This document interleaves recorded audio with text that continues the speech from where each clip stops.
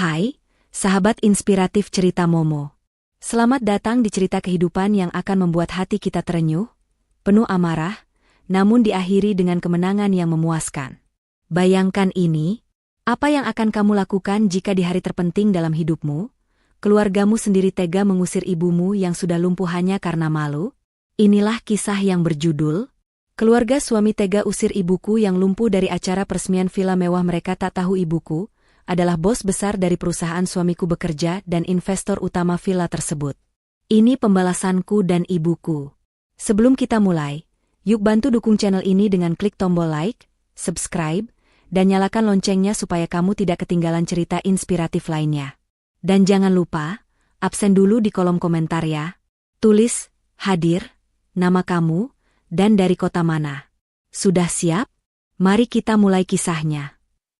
Pernikahanku dengan Ardan adalah mimpi yang menjadi nyata. Setidaknya, itulah yang kucoba yakinkan pada diriku sendiri setiap pagi saat aku membuka mata. Rumah kami, sebuah hunian modern dengan jendela-jendela besar yang menghadap ke taman hijau, seolah menjadi saksi bisu betapa sempurnanya hidupku. Ardan, suamiku, adalah sosok yang ideal. Tampan, sukses, dan penuh perhatian. Ia selalu membuatku merasa dicintai dan dilindungi. Ia adalah CEO di sebuah perusahaan multinasional, yang membuat kami berdua seolah hidup di puncak dunia. Sayang, sarapannya sudah siap, panggilku dari dapur. Aku meletakkan 2 piring nasi goreng spesial di atas meja, lengkap dengan telur mata sapi favorit Ardan. Tidak lama kemudian, Ardan muncul dengan senyum hangat, mengecup keningku lembut, dan memelukku dari belakang. Terima kasih, istriku yang paling cantik. Kamu memang sempurna, bisiknya, membuat hatiku berdesir. Aku tertawa kecil. Berhenti menggombal. Ayo, sarapan sebelum dingin. Kami duduk berdua, menikmati sarapan pagi di tengah keheningan yang nyaman. Namun, di balik semua keindahan ini, ada satu ganjalan kecil yang seringkali membuat hatiku terasa berat. Perlakuan keluarga Ardan terhadap ibuku. Ibuku adalah wanita yang paling kuat yang pernah ku kenal. 4 tahun lalu, sebuah stroke berat membuatnya kehilangan kemampuan untuk berjalan. Sejak saat itu, ia hanya bisa duduk di kursi roda. Namun semangatnya tak pernah padam. Senyumnya selalu menjadi matahari di hari-hariku yang mendung. Sejak menikah, aku memutuskan untuk membawa ibuku tinggal bersama kami agar aku bisa merawatnya dengan lebih baik. Ardan tidak keberatan, bahkan ia meyakinkan bahwa itu adalah hal yang wajar. Ibu kan ibumu, tanggung jawabmu juga tanggung jawabku, katanya kala itu. Aku merasa sangat beruntung. Namun, keluarga Ardan tidak melihatnya demikian. Ibu mertuaku, Bu Ratna, adalah seorang wanita sosialita yang sangat mementingkan status dan penampilan. Demikian pula dengan Rizka, adik iparku, yang selalu mengikuti jejak ibunya. Bagi mereka, ibuku adalah beban yang tidak pantas berada di tengah-tengah keluarga mereka. Minggu siang itu, seperti biasa, Bu Ratna dan Rizka datang berkunjung. Aku sudah menyiapkan hidangan spesial, opor ayam dan sambal goreng kentang, menu kesukaan Ardan dan keluarganya. Saat mereka masuk, Rizka langsung melirik sinis ke arah kursi roda ibuku yang terparkir di sudut ruang tamu. Aku nggak tahu kenapa, tapi rumah ini jadi terasa beda ya, Kak, ucap Rizka dengan nada dibuat-buat manis, tapi matanya menyeratkan jijik. Aku pura-pura tidak mendengar dan berusaha mengalihkan pembicaraan. Ayo duduk, Rizka. Opornya masih hangat. Loh? Bu Ratna, yang selalu lebih lihai dalam melontarkan sindiran, mengambil alih. Ya, rumah ini memang bagus, Nisa. Tapi entah kenapa aura, glamornya, kurang terasa. Mungkin karena terlalu banyak barang medis ya, Nak? Tangan Bu Ratna menunjuk ke kursi roda ibuku dengan gestur yang merendahkan. Hatiku terasa perih. Aku menatap Ardan, berharap ia akan membela ibuku, tapi ia hanya tersenyum canggung dan berkata, "Ah, mama ini ada-ada saja. Ayo, kita makan saja." Ardan selalu seperti itu. Ia akan menghindar setiap kali ada gesekan antara keluarganya dan ibuku. Ia mencintaiku, itu benar. Tapi ia juga sangat takut pada keluarganya. Ibu hanya tersenyum tipis, sebuah senyum yang sudah aku hafal maknanya. Tidak apa-apa, Nak. Jangan dipikirkan. Tapi bagaimana bisa tidak kupikirkan? Setiap sindiran mereka seperti ribuan jarum yang menusuk hatiku. Aku tidak pernah menceritakan ini pada Ardan secara frontal, karena aku tidak mau menjadi istri cerewet yang mengadu domba keluarga. Ibu tidak merepotkan kok, Ma. Lagi pula, ini kan juga rumahku. Ucapku memberanikan diri, sambil membelai lembut tangan ibuku. Tentu saja kamu bilang begitu, timpal Bu Ratna. Tapi kamu harus mengerti, Nisa, Ardan ini sekarang punya kedudukan penting di masyarakat. Kita harus menjaga citra. Jangan sampai orang-orang berpikir kalau keluarga kita, ya, bagaimana ya Mama mengatakannya? Kurang berkelas. Kata-kata, kurang berkelas, itu terasa seperti tamparan keras. Wajahku memanas, bukan karena malu, tapi karena amarah. Nisa, dengarkan Mama. Bu Ratna melanjutkan, suaranya kini terdengar lebih serius.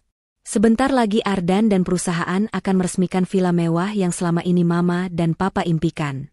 Villa itu akan menjadi simbol status dan kesuksesan keluarga kita. Acara peresmiannya nanti akan dihadiri oleh para pebisnis, pejabat, dan orang-orang penting. Kita tidak bisa membawa ibumu ke sana. Tidak sopan. Dadaku serasa sesak. Tapi, Ma. Ibu sangat bersemangat untuk datang. Justru itu. Tahu diri sedikit, Nisa, sahut Rizka, kali ini tidak lagi berusaha menutupi nada sinisnya. Apa kata orang nanti kalau di acara peresmian villa mewah ada orang sakit yang duduk di kursi roda? Mereka akan berpikir kita ini keluarga yang tidak becus. Kan bisa merusak bisnis Papa dan Mas Ardan. Mereka membicarakan ibuku seolah ibuku tidak ada di sana. Seolah ibuku hanyalah sebuah perabot usang yang bisa disingkirkan begitu saja. Air mata mulai menggenang di mataku. Aku menatap ibuku, yang wajahnya kini terlihat kuyu, senyumnya sudah menghilang. Matanya berkaca-kaca, ia membuang muka, tidak ingin aku melihatnya terluka. Kita tidak perlu membicarakan ini sekarang, Bu. Ardan mencoba melerai, tapi ia tidak menatapku. Ia menatap Bu Ratna, seolah meminta izin. Harus dibicarakan, dan kita harus sepakat dari sekarang. Bu Ratna menukas, lalu menoleh ke arahku. Nisa, kamu anak yang baik. Kamu harus mengerti posisi suami dan keluarga besar. Kami melakukan ini demi kebaikan kita bersama. Kebaikan? Kebaikan macam apa yang harus mengorbankan perasaan orang tua? Aku tidak tahan lagi. Dengan mata berkaca-kaca, aku pamit dan mendorong kursi roda ibuku masuk ke dalam kamar. Bu Ratna dan Rizka hanya melirik kami dengan ekspresi puas. Ardan, suamiku, diam. Ia hanya memandangku dengan tatapan menyesal, tanpa melakukan apa-apa. Di dalam kamar, aku memeluk ibuku erat-erat. Maafkan aku, Bu, maafkan aku. Ibu membelai rambutku lembut. Kenapa minta maaf? Nak, ini bukan salahmu. Ibu tidak apa-apa. Ibu bohong.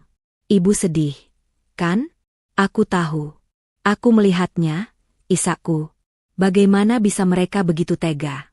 Bu, apa salah ibu? Hidup memang seperti ini, Nak. Terkadang kita harus menghadapi orang-orang yang hanya melihat kulit luarnya saja. Yang penting, jangan pernah kamu kehilangan harga dirimu. Jangan pernah lupa bahwa kamu adalah anak ibu, dan ibu bangga padamu. Kata-kata ibu memang menenangkanku, tapi tidak menghapus rasa sakit dan amarah yang bergejolak di dadaku. Aku bertekad, tidak akan pernah membiarkan ibuku diperlakukan seperti ini lagi. Aku akan membela ibuku, apapun risikonya. Aku tidak tahu bagaimana caranya, tapi hatiku sudah bulat. Keputusan untuk melindungi ibuku sudah tertanam dalam jiwaku, dan aku akan buktikan bahwa tidak ada yang bisa menyentuh martabatnya. Setelah pertengkaran yang memilukan di ruang tamu, hubungan antara aku dan keluarga Ardan menjadi dingin. Aku sengaja membatasi interaksi, hanya berbicara seperlunya saat mereka datang berkunjung. Sikapku yang mendiamkan mereka membuat Rizka dan Bu Ratna merasa tidak nyaman, tapi mereka terlalu sombong untuk meminta maaf. Mereka justru semakin sibuk dengan urusan mereka, terutama dengan proyek pembangunan villa mewah yang mereka gembar-gemborkan. Nisa, lihat ini, seru Ardan suatu sore, saat ia baru pulang dari kantor. Ia membawa sebuah tablet yang menampilkan gambar-gambar arsitektur 3D yang sangat mewah. Ini adalah desain final villa kita. Luasnya 500 meter persegi, dengan kolam renang infinity dan jacuzzi. Ini akan menjadi villa termewah di kompleks ini. Aku memandangi gambar itu dengan hati yang hampa. Di benakku, yang terbayang bukanlah kemewahan, melainkan air mata ibuku yang mengalir saat ia diusir dari acara. Bagus, jawabku singkat, tanpa ekspresi. Ardan sepertinya tidak menyadari nada suaraku yang dingin. Ia terlalu antusias. Keluargaku bangga sekali dengan ini. Papa bahkan bilang, ini adalah pencapaian terbesar dalam hidupnya. Simbol kesuksesan keluarga kita. Ia tidak tahu betapa ironisnya kalimat itu bagiku. Simbol kesuksesan yang dibangun di atas penderitaan orang lain. Proyek ini berjalan sangat lancar. Bahkan lebih cepat dari perkiraan, Ardan melanjutkan. Papa bilang, ada investor misterius yang selalu menyuntikkan dana besar tanpa banyak pertanyaan. Berkat dia, semuanya jadi mudah. Mama dan Rizka bahkan sudah mulai merencanakan acara peresmian yang akan dihadiri oleh para pejabat dan pebisnis penting. Akan ada liputan media besar-besaran, Nisa. Aku hanya mengangguk. Hatiku penuh dengan rahasia yang tidak bisa kubagikan. Aku tahu siapa, investor misterius itu, dan rasanya sakit melihat bagaimana keluarga Ardan menyombongkan diri tanpa tahu fakta yang sebenarnya. Malam itu, setelah Ardan tertidur, aku masuk ke kamar ibuku. Ibu sedang duduk di kursi rodanya, memandangi foto-foto kami berdua di masa lalu. Kenapa belum tidur, Bu? Tanyaku lembut, sambil duduk di sisinya. Ibu tersenyum. Ibu tidak bisa tidur, Nak. Pikiran ibu terlalu sibuk. Memikirkan mereka lagi, ya? Tanyaku, suaraku bergetar. Ibu mengangguk. Tadi ibu mendengar Ardan membicarakan tentang villa itu. Dia bilang itu adalah simbol kesuksesan keluarga mereka. Ibu tidak tahu harus sedih atau tertawa, Nak. Sabar, Bu, ucapku, mengusap punggungnya. Ibu tahu kamu sedih. Tapi ibu juga melihat ada api di matamu. Kamu ingin membela ibu, kan? Aku tidak bisa membantah. Mereka harus tahu diri, Bu. Mereka tidak boleh seenaknya menghina ibu. Ibu adalah wanita paling berharga dalam hidupku. Ibuku memegang tanganku erat-erat. Ibu bangga padamu, Nak. Tapi dengarkan ibu baik-baik. Balas dendam itu boleh, tapi jangan pernah membalas dengan kebencian. Kita akan menunjukkan pada mereka bahwa martabat lebih berharga daripada kekayaan. Tapi bagaimana, Bu? Ibu tersenyum misterius. Kita biarkan mereka berbangga diri dulu, Nak. Biarkan mereka merasa berada di puncak dunia. Karena semakin tinggi mereka terbang, akan semakin sakit saat mereka jatuh. Sesuai dengan perkataan ibu, keluarga Ardan semakin menjadi-jadi. Setiap kali mereka berkunjung, mereka tidak lagi membicarakan tentang proyek, melainkan tentang pesta peresmian. Mereka menunjukkan daftar tamu, menu makanan, dan bahkan dekorasi yang akan dipakai. Lihat ini, Nisa, kata Rizka, menunjukkan sebuah brosur dari perusahaan catering mewah. Ini menu untuk tamu VIP. Ada caviar, foie gras, dan filet mignon. Kamu tidak akan pernah menemukan makanan seperti ini di pesta biasa. Bu Ratna menambahkan, semua ini berkat kerja keras kita. Semua ini berkat Ardan. Kamu harusnya berterima kasih pada Ardan, Nisa. Karena kalau bukan dia, kita tidak akan pernah bisa memiliki villa semewah ini. Aku hanya bisa menelan ludah. Aku memandangi ibuku yang duduk di sudut ruangan, tersenyum tipis. Ia tahu kebenaran di balik semua keangkuhan ini. Hari peresmian semakin dekat. Ardan mengumumkan bahwa acara akan diadakan 2 minggu lagi. Nisa, kamu harus persiapkan dirimu, katanya suatu malam. Kamu akan menjadi nyonya rumah di villa baru kita. Kamu harus terlihat sempurna. Aku tidak membalas. Di benakku, hanya ada satu hal yang terus terngiang. Hari peresmian itu akan menjadi hari yang paling memalukan bagi mereka.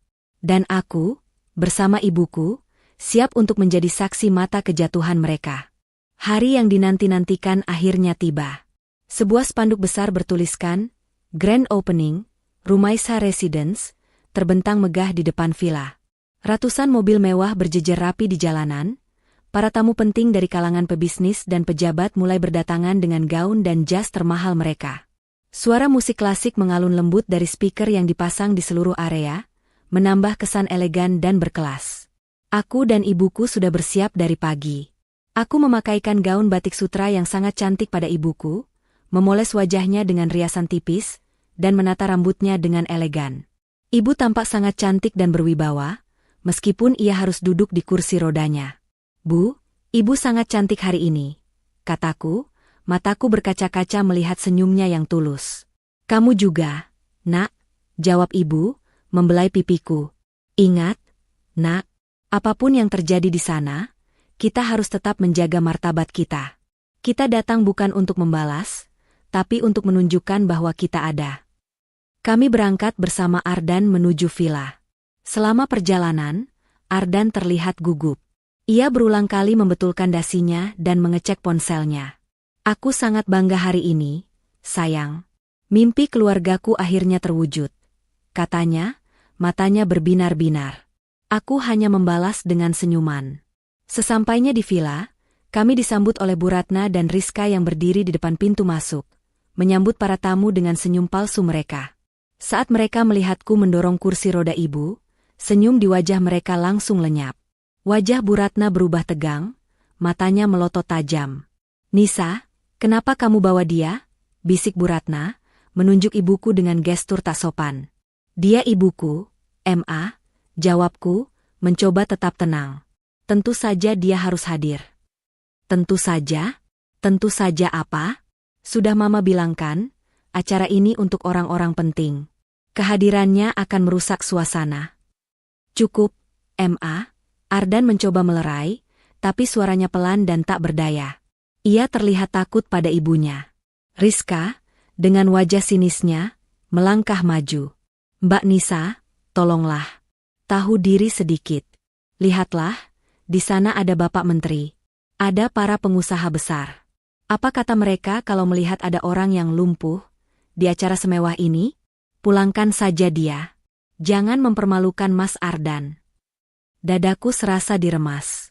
Kata-kata lumpuh itu diucapkan dengan nada merendahkan, seolah itu adalah sebuah aib yang tak termaafkan. Aku menoleh ke arah ibuku.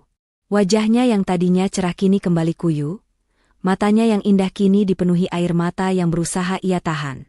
Ia memegang erat tanganku, mencoba memberiku kekuatan. "Rizka, jaga bicaramu." Aku tak bisa lagi menahan amarahku. Suaraku meninggi. "Kenapa? Aku bicara fakta. Dia cacat, Nisa. Dia tidak punya hak di sini," teriak Rizka, tidak peduli dengan tamu-tamu lain yang mulai melirik ke arah kami. "Dia ibuku. Kamu tidak punya hak untuk menghina dia." "Sudah. Diam kalian berdua," teriak Bu Ratna. "Nisa, sekarang juga bawa ibumu pergi dari sini. Sebelum Mama yang menyeret kalian." Ibuku, yang sudah tak tahan lagi, mengangkat tangannya.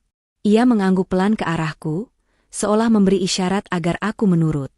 "Nisa, Nak, ayo kita pulang," bisiknya. Suaranya terdengar begitu parau, penuh dengan luka. Aku menatap Ardan, suamiku. Wajahnya pucat, ia berdiri kaku, tidak melakukan apa-apa. Ia hanya menatapku dengan tatapan kosong, tidak berani membela ibu mertuanya, tidak berani melawan ibunya sendiri. Saat itu, aku menyadari satu hal yang menyakitkan. Ia bukanlah laki-laki yang kucintai.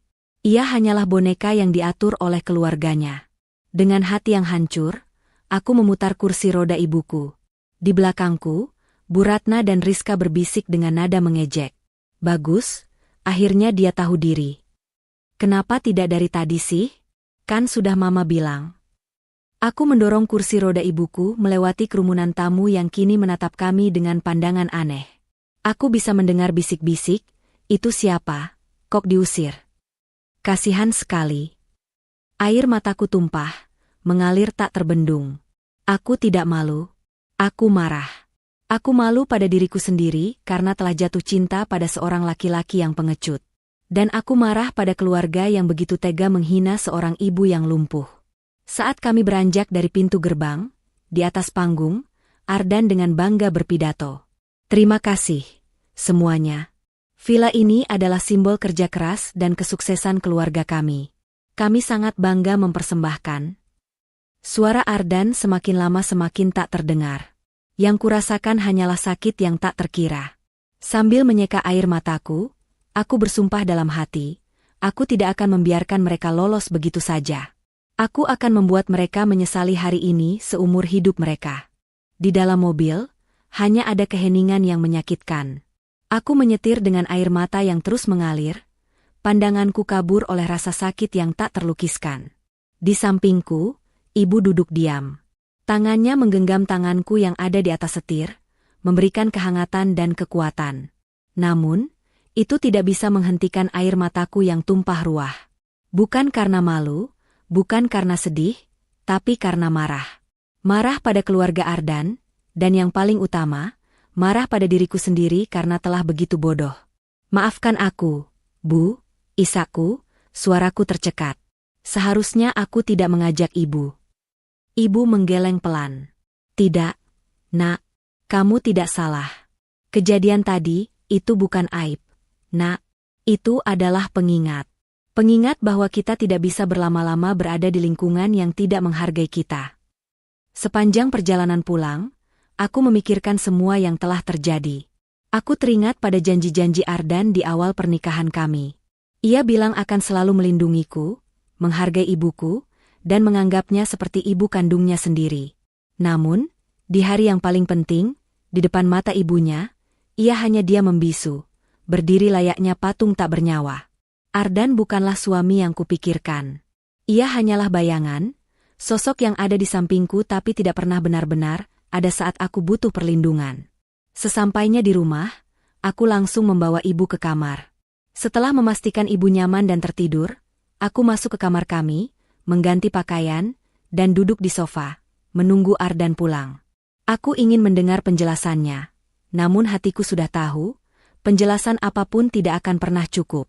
Tepat pukul 11 malam, Ardan pulang. Wajahnya terlihat kusut. Ia terkejut melihatku masih terjaga. Sayang, kamu belum tidur? Tanyanya, suaranya terdengar canggung. Aku tidak menjawab. Mataku menatap lurus ke matanya. Kenapa kamu diam saja, Ardan? Tanyaku dengan suara rendah, tapi penuh penekanan. Ardan meletakkan tasnya di meja.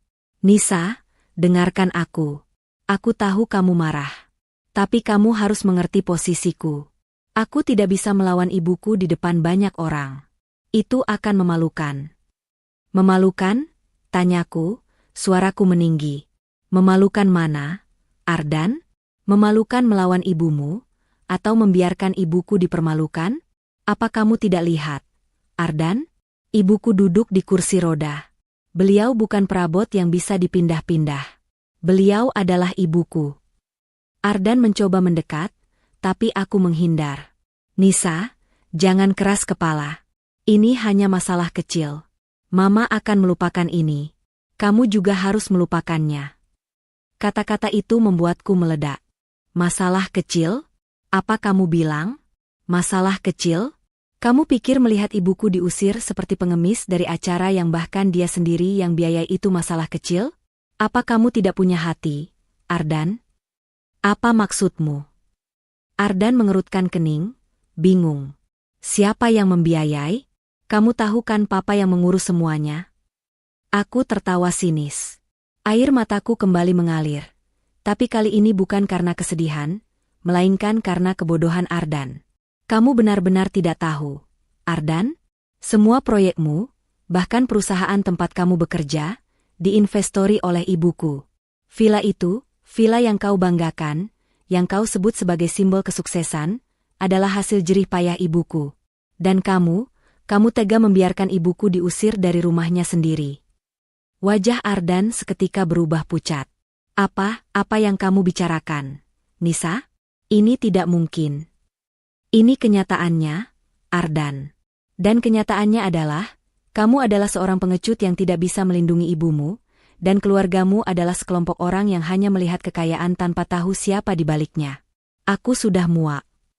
Aku bangkit, berjalan ke laci meja kerjaku. Aku mengeluarkan sebuah amplop tebal dan meletakkannya di atas meja. Ardan menatap amplop itu dengan tatapan kosong. Tangannya bergetar. "Apa ini?" tanyanya. Suaranya nyaris tidak terdengar. "Itu surat gugatan cerai," jawabku tegas. "Aku tidak bisa lagi hidup dengan seorang pria yang tidak bisa menghargai ibuku. Kamu dan keluargamu sudah keterlaluan. Aku mau kita berpisah." Wajah Ardan yang pucat kini berubah panik. "Nisa, kamu tidak bisa melakukan ini. Kumohon, Nisa. Aku tidak lagi peduli. Selama ini, aku selalu merasa aku mencintai Ardan. Tapi hari ini, aku menyadari bahwa aku tidak bisa lagi mencintai seorang pengecut. Aku mencintai ibuku lebih dari apapun, dan aku tidak akan membiarkan siapapun menyakiti hatinya, termasuk suamiku sendiri. Aku memandanginya untuk terakhir kalinya, tidak ada lagi rasa cinta, hanya kekecewaan yang mendalam. Kamu sudah memilih. Sekarang, aku juga sudah memilih." Pagi harinya, rumah terasa dingin dan hampa. Ardan sudah pergi, tidak ada kata-kata perpisahan yang terucap. Di meja kerja, amplop gugatan cerai yang kuberikan semalam masih tergeletak, seolah menjadi saksi bisu kehancuran pernikahan kami. Aku tidak menyesal. Keputusan ini adalah yang terbaik, tidak hanya untuk diriku, tapi juga untuk ibuku. Aku menghampiri ibuku di kamarnya. Beliau sedang duduk di kursi rodanya, menatap keluar jendela dengan tatapan kosong. Hatiku terasa sakit melihatnya. "Bu, aku sudah membuat keputusan," ucapku, suaraku mantap. "Aku sudah mengurus surat pindah dan berkas-berkas penting lainnya. Kita akan meninggalkan rumah ini hari ini juga." Ibu menoleh, matanya menatapku dengan penuh pengertian. "Kita akan kemana, Nak?" "Kita akan pulang ke rumah kita yang dulu, Bu," jawabku, air mataku mulai mengalir. Rumah yang selama ini kita sebut rumah singgah, karena kita terlalu sibuk dengan kehidupan pernikahan yang palsu. Ibu mengangguk, senyumnya kini terlihat damai. "Baiklah. Ibu akan ikut kemanapun kamu pergi, Nak." Dengan bantuan beberapa orang, aku memindahkan barang-barang pribadi kami. Aku meninggalkan semua hadiah pernikahan dan barang mewah dari keluarga Ardan, karena bagiku, semua itu adalah pengingat dari kebohongan dan penghinaan. Yang kubawa hanyalah barang-barang pribadi, beberapa perhiasan milik ibu, dan tentu saja, kenangan indah kami berdua. Saat kami sampai di rumah lama kami, aku merasa seperti kembali ke pangkuan yang hangat. Rumah sederhana itu jauh dari kesan mewah. Tapi disinilah kami membangun semua kenangan terindah. Kami menghabiskan sisa hari itu dengan menata kembali rumah. Dan akhirnya, aku merasa lega. Malam harinya, di ruang keluarga yang nyaman, aku dan ibu duduk berdua. "Jadi, Nak, apa rencana kita sekarang?" tanya ibu, matanya berbinar. Aku tahu apa yang dimaksud ibu. Ini adalah awal dari balas dendam elegan yang telah kami rencanakan. Kita tidak akan membalas dengan kebencian, Bu. Kita akan membalas mereka dengan cara yang jauh lebih menyakitkan, dengan menunjukkan bahwa kita jauh lebih kuat dan lebih berharga dari yang mereka pikirkan. Ibu tersenyum. "Ibu tahu kamu akan mengatakan itu. Lalu, apa langkah pertama kita?" "Aku sudah menghubungi pengacara," kataku. "Besok, aku akan mengajukan gugatan cerai secara resmi.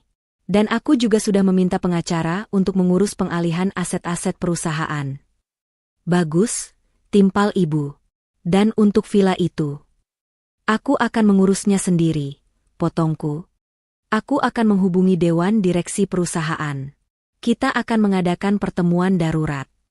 Mereka tidak akan tahu siapa kamu, Nak. Justru itu kuncinya, Bu.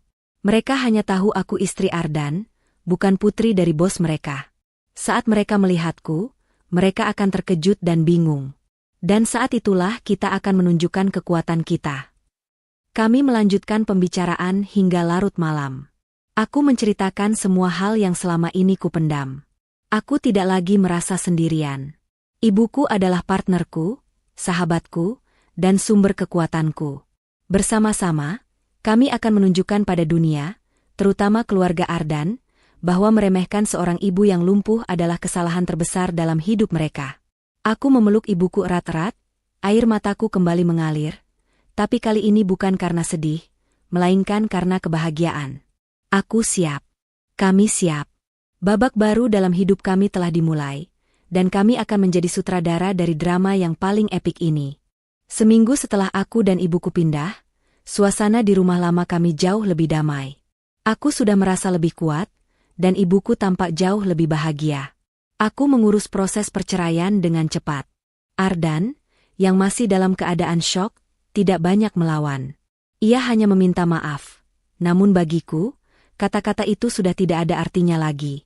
Sementara itu, di perusahaan tempat Ardan bekerja, sebuah badai besar mulai datang. Ardan masuk ruang kerjanya dengan wajah panik. Ponselnya terus berdering dengan panggilan dari Bu Ratna dan Rizka, tapi ia tidak berani mengangkatnya. Seminggu ini, ia sudah cukup pusing dengan berita-berita buruk.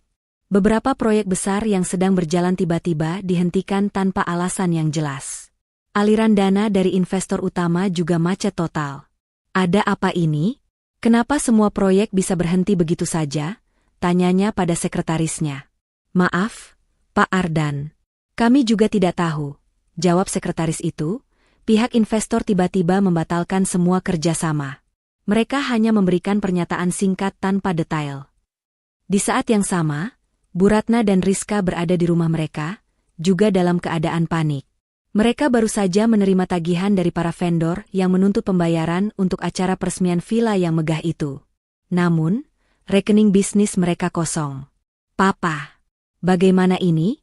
Teriak Bu Ratna pada suaminya, yang juga terlihat frustrasi. Tagihan dari catering, dekorasi, semuanya menumpuk. Katanya uangnya sudah diurus oleh investor? Kenapa tidak ada uangnya sama sekali? Papa Ardan, seorang pengusaha senior yang selama ini merasa di atas angin, kini terlihat tak berdaya. Aku juga tidak tahu, Ma. Investor itu tiba-tiba menghilang begitu saja. Padahal selama ini, dia yang selalu menanggung semua biaya operasional proyek-proyek kita. Rizka, yang kini tidak lagi bisa berbelanja barang mewah, ikut mengeluh. Semua temanku menagih uang pinjaman mereka. Ma, aku tidak tahu harus jawab apa. Mereka mulai menyalahkan satu sama lain. Bu Ratna menyalahkan suaminya karena tidak becus mengelola investor. Rizka menyalahkan Ardan karena tidak becus bekerja. Mereka tidak tahu bahwa semua masalah ini bermula dari mereka sendiri. Di sisi lain, aku duduk di ruang rapat dewan direksi perusahaan. Di depanku, para direktur senior yang sudah mengabdi puluhan tahun menatapku dengan penuh rasa hormat. Mereka sudah tahu siapa aku sebenarnya, dan apa yang telah terjadi. Jadi, Nisa, kata salah satu direktur senior, Anda ingin kita menghentikan semua proyek dengan Sembada Group? Aku mengangguk tegas. Ya, semua proyek. Hentikan semua dana yang mengalir ke sana. Jangan berikan mereka 1 sen pun lagi. Biarkan mereka merasakan apa artinya tidak memiliki investor. Tapi, Nisa, direktur lain bertanya, bukankah ini bisa berdampak buruk pada keuangan perusahaan? Tidak, jawabku. Kita punya banyak proyek lain yang lebih menjanjikan. Sembada Group hanya satu dari sekian banyak proyek yang kita miliki. Kita tidak akan rugi. Justru, kita akan membersihkan perusahaan dari parasit yang tidak tahu berterima kasih. Aku melirik ke arah ibuku yang duduk di sampingku. Ibu tersenyum, matanya memancarkan kebanggaan. Ia memberiku kekuatan. Di tempat lain, keluarga Ardan semakin terpuruk. Telepon dari para vendor dan bank terus-menerus berdering. Villa mewah yang tadinya menjadi simbol kebanggaan, kini menjadi sumber malapetaka. Perusahaan mereka dinyatakan pailit, dan Ardan dipecat dari jabatannya. Ini tidak mungkin, kata Ardan, air matanya mengalir. Ia tidak menyangka hidupnya bisa berbalik 180 derajat dalam waktu yang sangat singkat. Ini semua gara-gara Nisa. Dia yang membuat semua ini terjadi. Di saat mereka berteriak-teriak menyalahkan kami, aku dan ibuku justru merasa damai. Kami tahu, ini baru permulaan. Kami akan memastikan mereka menyesali perbuatan mereka, dan mereka akan tahu bahwa meremehkan seorang ibu adalah kesalahan terbesar dalam hidup mereka. Keluarga Ardan kini berada di titik terendah. Perusahaan mereka, Sembada Group, dinyatakan bangkrut. Villa mewah yang mereka banggakan kini menjadi incaran para kreditor. Telepon dari Bu Ratna dan Rizka yang menuntut Ardan untuk bertanggung jawab tak pernah berhenti. Namun, Ardan tidak bisa melakukan apa-apa. Ia sudah dipecat dan tidak punya lagi kekuasaan. Mereka bertiga kini duduk di ruang tamu rumah mereka yang mulai terlihat kusam, dikelilingi oleh tumpukan surat tagihan. Ini semua gara-gara Ardan, teriak Bu Ratna, melemparkan surat tagihan ke wajah putranya. Kamu tidak becus bekerja. Investor itu kenapa bisa kabur begitu saja? Kita sekarang bangkrut. Bangkrut. Ini bukan salahku. Investor itu yang tiba-tiba menghilang. Balas Ardan, frustrasi. Palsu semua. Kehidupan kita hancur. Aku tidak bisa lagi belanja. Teman-temanku sekarang menjauhiku. Rizka menangis histeris. Di tengah keputusasaan mereka, ponsel Bu Ratna berdering. Itu adalah sebuah pesan undangan elektronik dari sebuah perusahaan yang tidak mereka kenal. Undangan itu berisikan permintaan untuk datang ke sebuah pertemuan darurat di kantor mereka, dengan alasan penyelesaian masalah investor. Bu Ratna, yang sudah putus asa, melihat ini sebagai secercah harapan. Ardan, ini mungkin kesempatan kita. Siapa tahu investor itu ada di sana, katanya bersemangat. Mereka bertiga, dengan sisa-sisa harapan yang ada, akhirnya datang ke kantor perusahaan tersebut. Mereka memasuki sebuah ruangan rapat yang mewah. Di ujung meja, duduklah aku. Bu Ratna, Rizka, dan Ardan terkejut melihatku. Nisa, apa yang kamu lakukan di sini? Tanya Ardan, bingung. Ini kantor perusahaan tempatku bekerja dulu. Aku hanya tersenyum tipis. Selamat datang di kantor. Jawabku, silakan duduk. Mereka duduk dengan canggung. Tepat di sampingku, duduk seorang wanita yang mereka kenal betul. Ibuku, dengan kursi rodanya. Bu Ratna, Rizka, dan Ardan menatap ibuku dengan terkejut, bingung, dan malu. Mereka tidak tahu apa yang sedang terjadi. Nisa, apa ini? Kenapa ada ibumu di sini? Tanya Bu Ratna, suaranya bergetar. Maaf, Bu Ratna, jawabku. Saya yang mengundang kalian. Kenapa? Kamu mau mengejek kami? Teriak Rizka, marah. Aku menoleh ke arah ibu. Ibu hanya mengangguk, memberiku izin untuk memulai. Aku menekan sebuah tombol, dan layar besar di belakangku menyala. Layar itu menampilkan video peresmian villa, di mana Bu Ratna dan Rizka mengusir ibuku dengan kata-kata yang merendahkan. Wajah mereka bertiga berubah pucat. Mereka menunduk, tidak berani melihat. Ini adalah video yang kalian rekam dengan bangga, bukan? Tanyaku. Video di mana kalian mengusir ibuku, seorang wanita yang kalian anggap kurang berkelas dan memalukan. Ardan mencoba berbicara, Nisa, ini tidak seperti yang kamu pikirkan. Tentu saja tidak, potongku. Karena kalian tidak pernah tahu siapa ibuku. Kalian hanya melihat kulit luarnya. Kalian hanya melihat seorang wanita lumpuh yang duduk di kursi roda. Padahal, kalian sama sekali tidak tahu siapa dia. Padahal, dialah pemilik perusahaan ini.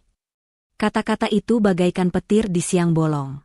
Wajah Bu Ratna, Rizka, dan Ardan memucat. Mereka menatap ibuku dengan mata terbelalak. Tidak percaya. Tidak mungkin, bisik Bu Ratna, tangannya menutup mulutnya. Mungkin, jawab ibuku, suaranya tenang, namun penuh wibawa. Sayalah investor misterius yang selama ini membiayai semua proyek kalian. Sayalah yang membangun villa mewah kalian. Sayalah pemilik perusahaan ini. Dan kalian mengusir saya dari rumah saya sendiri. Ardan, yang tadinya masih punya sedikit harga diri, kini menunduk. Ia akhirnya menyadari kebodohannya. Ia menoleh ke arah ibuku, lalu ke arahku. Matanya dipenuhi dengan rasa penyesalan yang mendalam. Maafkan saya, Bu, bisiknya, suaranya bergetar. Ibuku hanya menggeleng. Sudah terlambat, Nak, terlambat. Aku memandang ke arah mereka bertiga. Kalian mendapatkan apa yang kalian tanam. Kalian menanam kesombongan, dan sekarang kalian menuai kebangkrutan.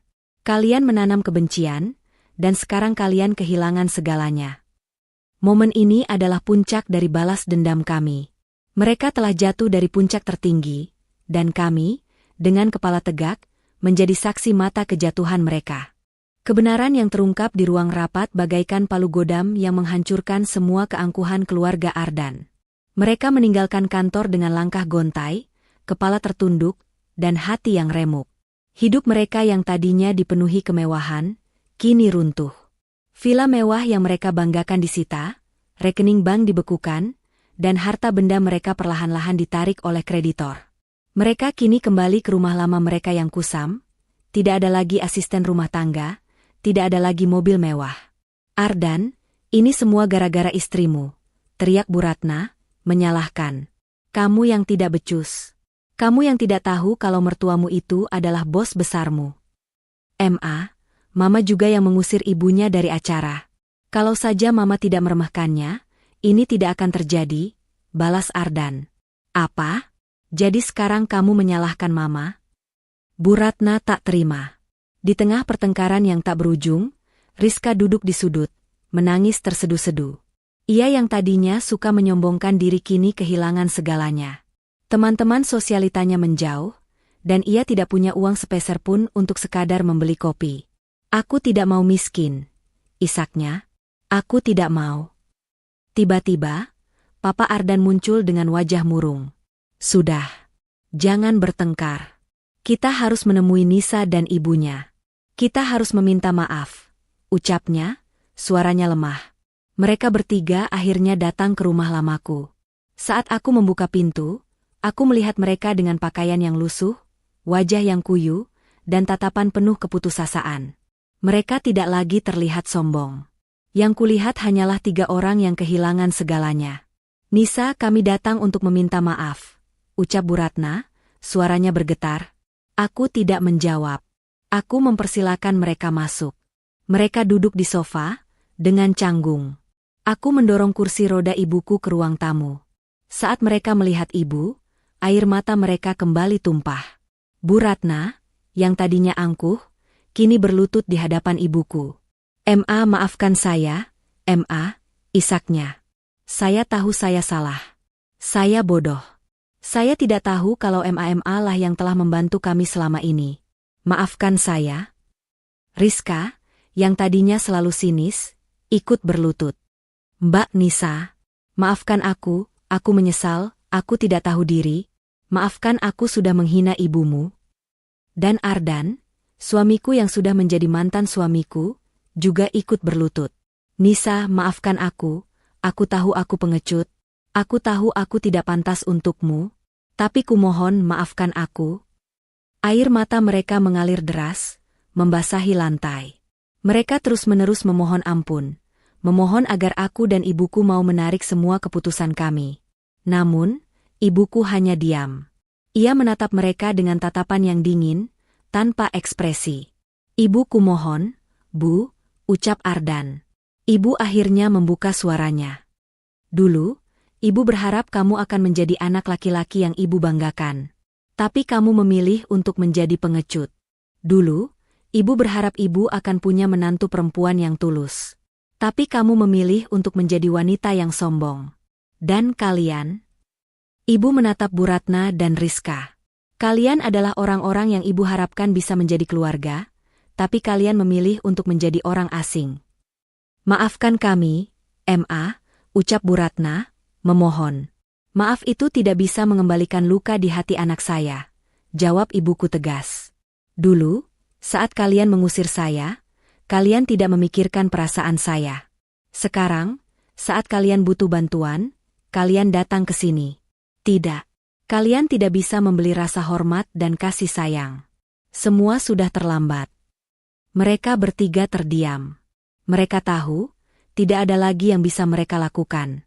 Mereka telah kehilangan segalanya, dan mereka harus menanggung konsekuensi dari perbuatan mereka. Mereka mendapatkan apa yang mereka tanam. Setelah kepergian keluarga Ardan, keheningan menyelimuti rumah. Lantai di depan sofa masih basah oleh air mata dan permohonan maaf yang tidak tulus. Aku melihat bekasnya, lalu menatap ibuku yang masih duduk di kursi rodanya. Wajahnya tenang, namun matanya memancarkan rasa lelah yang mendalam. Perjalanan emosional ini begitu panjang dan melelahkan, bukan hanya untukku, tetapi terutama untuknya. Apakah ibu baik-baik saja? Tanyaku, sambil berlutut di sisinya dan menggenggam tangannya yang dingin. Ibu tersenyum, senyum yang kali ini terasa sangat damai. Ibu baik-baik saja, nak. Ibu merasa lega. Beban yang selama ini ibu simpan, kini sudah hilang. Ibu tidak lagi harus berpura-pura menjadi seorang yang lemah di hadapan mereka. Aku menyandarkan kepalaku di pangkuannya. Aku tidak tahu harus merasa apa. Apakah aku merasa menang? Tidak. Kepuasan itu hanya sesaat. Yang lebih kuat kurasakan adalah kedamaian. Kedamaian karena aku telah membela ibuku. Kedamaian karena aku telah memutus tali yang mengikatku pada sebuah pernikahan dan keluarga yang beracun. Ini bukan tentang balas dendam lagi, nak, lanjut ibuku. Ini tentang menunjukkan kepada mereka bahwa harga diri dan martabat tidak bisa ditukar dengan kekayaan. Bahwa sebuah keluarga seharusnya saling menguatkan, bukan saling menjatuhkan. Kata-kata ibu seperti obat penenang yang menyejukkan hatiku. Aku sadar, kami telah berhasil. Bukan dengan melihat mereka jatuh, tetapi dengan berhasil menemukan kembali harga diri kami. Kami bangkit dari kehancuran, sedangkan mereka runtuh karena kesombongan mereka sendiri. Beberapa hari setelahnya, aku mengurus semua administrasi perceraian. Pengacara Ardan tidak banyak berkomentar. Ia tahu bahwa kasus ini tidak mungkin dimenangkan. Ardan, Bu Ratna, dan Rizka mencoba menghubungiku berkali-kali. Namun, aku memblokir semua nomor mereka.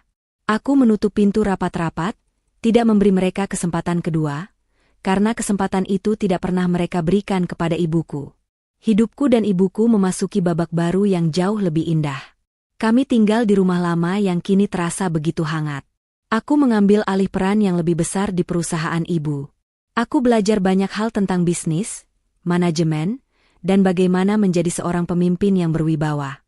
Aku seringkali berada di ruang rapat, berbicara dengan para direktur yang tadinya hanya kukenal sebagai orang-orang penting dari cerita Ardan. Mereka menghargaiku, tidak karena aku istri Ardan, tetapi karena aku adalah anak dari bos besar mereka, dan lebih dari itu, karena aku memiliki kemampuan dan kecerdasan. Tentu saja, aku juga masih merawat ibuku. Kami menghabiskan banyak waktu bersama. Kami seringkali duduk berdua di teras belakang, memandangi senja, sambil mengenang masa lalu. Masa lalu yang pahit, namun juga masa lalu yang menjadi pelajaran berharga. Ibuku tidak lagi terlihat rapuh. Ia kini terlihat sangat berwibawa dan penuh martabat. Senyumnya tidak lagi menyimpan kesedihan, melainkan kebahagiaan yang tulus. Di sisi lain, kehidupan keluarga Ardan benar-benar hancur. Mereka tidak bisa lagi mempertahankan gaya hidup mewah mereka. Ardan, yang tadinya seorang CEO, kini harus bekerja serabutan. Ia tidak lagi punya teman-teman di dunia bisnis. Ia menjadi bahan tertawaan dan gosip di kalangan para pengusaha. Bu Ratna dan Rizka, yang tadinya selalu menyombongkan diri, kini menjadi buruh pabrik. Mereka harus bekerja keras dari pagi hingga malam, sesuatu yang tidak pernah mereka bayangkan seumur hidup mereka. Suatu sore, aku dan ibuku sedang berada di sebuah pusat perbelanjaan. Aku sedang mendorong kursi roda ibuku. Tiba-tiba, dari kejauhan, aku melihat mereka. Ardan, Bu Ratna, dan Rizka. Mereka tidak lagi mengenakan pakaian mewah. Ardan mengenakan kaos kumal, Bu Ratna mengenakan daster yang sudah pudar, dan Rizka membawa tas belanja yang sudah robek. Wajah mereka terlihat kusam dan penuh keputusasaan. Mereka melihat kami. Wajah mereka membeku. Mata Ardan menatapku dengan penuh penyesalan, matanya dipenuhi air mata. Ia melihat ibuku, lalu menunduk. Ia tidak berani menatap kami. Bu Ratna dan Rizka hanya bisa menunduk. Tidak lagi ada keangkuhan di wajah mereka. Mereka menyadari betapa jauhnya jarak antara hidup mereka yang sekarang dan hidup kami yang kini penuh kebahagiaan. Aku tidak merasa senang melihat mereka terpuruk. Tidak ada lagi rasa dendam. Aku hanya merasa kasihan. Kasihan karena mereka tidak pernah belajar. Bahkan ketika semua hal telah diambil dari mereka. Mereka tidak belajar bahwa kebahagiaan tidak bisa dibeli dengan kekayaan, dan rasa hormat tidak bisa dipaksakan. Aku memutar kursi roda ibuku, menjauhi mereka. Kami tidak perlu berbicara, tidak perlu membalas dendam lagi. Kehidupan kami yang kini bahagia, damai, dan penuh kasih sayang adalah pembalasan terbaik bagi mereka. Kami telah menemukan akhir yang memuaskan, bukan karena mereka jatuh, tetapi karena kami berhasil bangkit. Pesan moral dari kisah ini sangatlah jelas. Jangan pernah menilai orang lain dari penampilan atau keadaan mereka. Jangan pernah meremehkan seorang ibu, karena kekuatan dan kasih sayangnya jauh lebih besar dari apapun. Dan yang terpenting, jangan pernah menukar harga diri dan martabatmu demi kebahagiaan yang palsu, karena kebahagiaan sejati hanya datang dari ketulusan hati. Beberapa tahun telah berlalu sejak insiden peresmian villa mewah yang menjadi titik balik dalam hidupku. Jalanan yang tadinya basah oleh air mata kini kering, digantikan oleh kebahagiaan dan tawa yang tulus. Ibuku, dengan bantuan terapi intensif dan semangat yang tak pernah padam, kini bisa menggerakkan kakinya. Meskipun masih harus menggunakan alat bantu, ia tidak lagi sepenuhnya bergantung pada kursi roda. Ini adalah kemenangan terbesar kami. Ia membuktikan bahwa kekuatan mental dan ketabahan hati jauh lebih penting daripada kondisi fisik. Perusahaan ibu semakin berkembang pesat di bawah kepemimpinanku. Aku tidak lagi merasa seperti istri Ardan, melainkan Nisa, seorang pemimpin yang dihormati dan disegani. Aku menggunakan kekuasaanku bukan untuk menyombongkan diri, melainkan untuk membantu orang lain. Aku mendirikan yayasan khusus untuk membantu para lansia yang tidak berdaya, memberikan mereka fasilitas kesehatan, tempat tinggal, dan yang terpenting, rasa hormat dan kasih sayang. Aku tidak ingin ada lagi seorang ibu yang diperlakukan seperti ibuku dulu.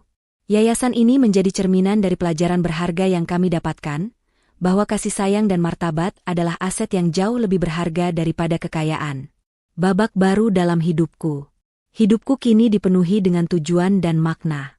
Aku tidak lagi mengejar kebahagiaan yang palsu, melainkan membangunnya dari nol, bersama ibuku. Setiap pagi, aku mengawali hari dengan merawat ibu, berbincang-bincang dengannya, dan mendengar cerita-cerita lucunya. Senyumnya yang tulus menjadi energi terbesarku. Aku juga menemukan kebahagiaan baru dalam pekerjaanku. Aku menemukan bahwa kesuksesan sejati adalah ketika kita bisa menggunakan kekayaan kita untuk memberikan dampak positif bagi orang lain. Aku memperluas bisnis perusahaan dengan membuka cabang baru di beberapa kota, dan setiap keberhasilan yang kuraih, selalu kupersembahkan untuk ibuku. Aku juga menemukan cinta yang baru. Seseorang yang menerima aku apa adanya, yang menghargai ibuku seperti ibunya sendiri, dan yang tidak pernah membuatku merasa rendah diri. Ia adalah seorang pria yang sederhana, namun memiliki hati yang tulus dan jujur. Kami tidak pernah membahas masa laluku yang pahit. Namun ia selalu tahu bagaimana cara menenangkan hatiku saat aku merasa sedih. Bersamanya, aku merasa aman, dicintai, dan yang terpenting, dihargai. Keluarga Ardan dan konsekuensi perbuatan mereka. Di sisi lain, kehidupan keluarga Ardan tetap dalam keterpurukan. Mereka tidak pernah bisa bangkit dari kebangkrutan yang mereka alami. Villa mewah yang mereka banggakan kini menjadi museum, dan mereka harus bekerja keras untuk bertahan hidup. Ardan, yang tadinya seorang CEO, kini harus bekerja serabutan. Ia tidak lagi punya teman-teman di dunia bisnis. Ia menjadi bahan tertawaan dan gosip di kalangan para pengusaha. Bu Ratna dan Rizka, yang tadinya selalu menyombongkan diri, kini menjadi buruh pabrik. Mereka harus bekerja keras dari pagi hingga malam, sesuatu yang tidak pernah mereka bayangkan seumur hidup mereka. Suatu hari, aku menerima surat dari Ardan. Surat itu tidak berisi permohonan maaf lagi. Kali ini, surat itu berisi pengakuan. Nisa, aku menulis surat ini bukan untuk meminta maaf lagi. Aku tahu, maafku tidak akan pernah cukup. Aku hanya ingin mengakui. Mengakui bahwa aku telah menjadi suami yang buruk, anak yang pengecut, dan manusia yang sombong. Aku merindukan ibumu. Aku merindukan nasihat-nasihatnya yang dulu aku abaikan. Aku merindukan kasih sayangnya. Aku merindukan senyumnya yang tulus. Hidupku kini hancur. Aku harus bekerja keras setiap hari hanya untuk makan. Aku tidak lagi punya teman. Tapi, aku belajar satu hal penting. Kebahagiaan sejati tidak bisa dibeli. Harga diri dan martabat jauh lebih berharga dari apapun. Aku sadar, kehancuranku ini adalah akibat dari perbuatanku sendiri. Aku menerima konsekuensinya. Selamat. Kamu telah menang. Aku tersenyum setelah membaca surat itu. Aku tidak merasa menang. Kemenangan sejati bukanlah saat melihat mereka terpuruk, melainkan saat mereka menyadari kesalahan mereka dan belajar dari kesalahan itu. Aku tidak lagi menyimpan dendam. Di dalam hatiku, hanya ada rasa iba. Rasa iba karena mereka harus kehilangan segalanya untuk bisa memahami makna hidup yang sesungguhnya. Aku berharap mereka bisa bangkit, bukan dari keterpurukan ekonomi, tetapi dari keterpurukan moral. Aku tidak pernah menceritakan kisah ini kepada siapapun. Namun, aku ingin menjadikannya sebagai pelajaran hidup untuk diriku sendiri dan juga untuk orang-orang di sekitarku. Pesan moral dari kisah ini sangatlah jelas. Jangan pernah menilai orang lain dari penampilan atau keadaan mereka. Jangan pernah meremehkan seorang ibu, karena kekuatan dan kasih sayangnya jauh lebih besar dari apapun. Dan yang terpenting, jangan pernah menukar harga diri dan martabatmu demi kebahagiaan yang palsu, karena kebahagiaan sejati hanya datang dari ketulusan hati. Akhir cerita ini bukanlah akhir dari segalanya, melainkan awal dari babak baru. Babak di mana aku, Nisa, dan ibuku bisa hidup bahagia dan damai, tanpa harus terikat pada masa lalu yang pahit. Babak di mana kami bisa menggunakan pengalaman pahit kami untuk menjadi pribadi yang lebih kuat dan lebih baik. Dan babak di mana kami bisa membuktikan bahwa cinta sejati dan keluarga yang tulus adalah kekayaan terbesar yang tidak akan pernah bisa diukur dengan uang. Nah, sahabat inspiratif, kita sudah sampai di akhir kisah yang penuh liku, air mata, dan kebangkitan ini. Cerita Nisa dan ibunya telah membawa kita pada sebuah perjalanan emosional yang tak terlupakan. Kita melihat bagaimana kebahagiaan yang dibalut kemewahan bisa runtuh dalam sekejap mata. Kita juga menyaksikan bagaimana harga diri dan martabat, yang awalnya diremehkan, justru menjadi pilar kekuatan yang tak tergoyahkan. Kisah ini bukan hanya tentang balas dendam. Lebih dari itu, kisah ini adalah pengingat yang begitu kuat bagi kita semua. Bahwa kekayaan sejati, kebahagiaan yang sesungguhnya, tidak bisa diukur dari seberapa besar villa yang kita miliki, seberapa mahal pakaian yang kita kenakan, atau seberapa tinggi jabatan yang kita genggam. Nada suara menjadi lebih personal dan tulus. Sahabat, renungkan sejenak. Apa yang kita miliki jika kita kehilangan rasa hormat? Apa yang tersisa jika kita menghina dan meremehkan orang yang paling berjasa dalam hidup kita, yaitu orang tua? Keluarga Ardan memilih untuk menukar kasih sayang dengan gengsi, menukar rasa hormat dengan kesombongan. Dan akhirnya, mereka kehilangan segalanya. Sebaliknya, Nisa memilih untuk melindungi ibunya, memilih untuk berpegang teguh pada martabatnya, dan pada akhirnya, ia menemukan kebahagiaan yang sejati, jauh lebih berharga daripada apapun. Pesan terpenting dari kisah ini adalah, jangan pernah meremehkan seorang ibu. Kekuatan dan kasih sayangnya jauh lebih besar dari apapun. Ia mungkin terlihat lemah, ia mungkin memiliki kekurangan, tapi ia adalah sumber kekuatan dan doa yang tak pernah habis. Menyakiti hati seorang ibu, sama saja dengan menghancurkan hidupmu sendiri. Nada suara kembali bersemangat dan interaktif. Aku ingin mendengar suaramu, sahabat inspiratif. Pelajaran apa yang paling menancap di hatimu dari kisah ini? Apakah tentang kekuatan Nisa, ketabahan sang ibu, ataukah penyesalan yang mendalam dari keluarga Ardan? Tulis jawabanmu di kolom komentar di bawah ini. Aku akan membaca setiap komentarmu, dan siapa tahu, dari ceritamu kita bisa mendapatkan inspirasi baru lagi. Sebelum kita berpisah, jika kamu merasa terinspirasi oleh kisah ini, bantu kami untuk menyebarkan pesan kebaikan ini ya. Tekan tombol like kalau kamu suka, share ke teman-temanmu agar mereka juga bisa mendapatkan inspirasi, dan jangan lupa subscribe channel Cerita Momo, agar kamu tidak ketinggalan cerita-cerita inspiratif lainnya.